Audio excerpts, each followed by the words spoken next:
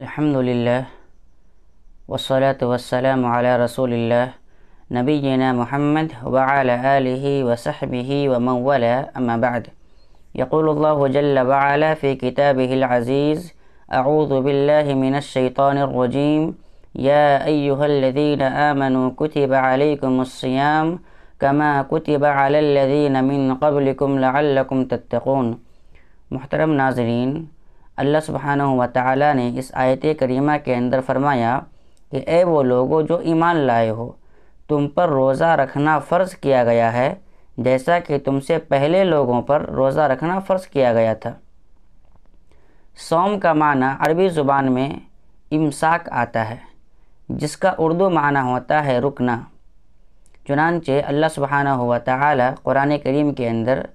حضرت مریم علیہ السلام کے واقعہ کو نقل کرتے ہوئے فرمایا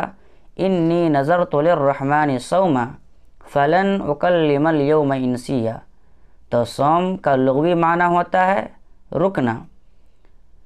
صوم کا شرعی معنی ہوتا ہے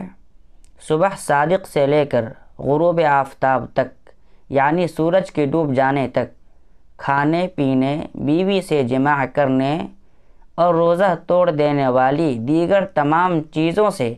اللہ سبحانہ و تعالیٰ کی عبادت کے خاطر رکے رہنے کا نام روزہ ہے۔ کوئی شخص ڈاکٹر کے مشورے پر دن کا کھانا پینا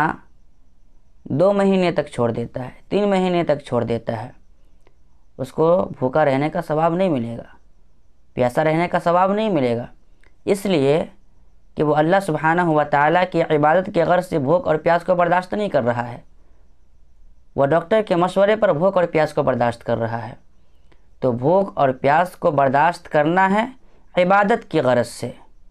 تو آپ کو بھوک اور پیاس کا ثواب ملے گا اور آپ کا روزہ شمار ہوگا۔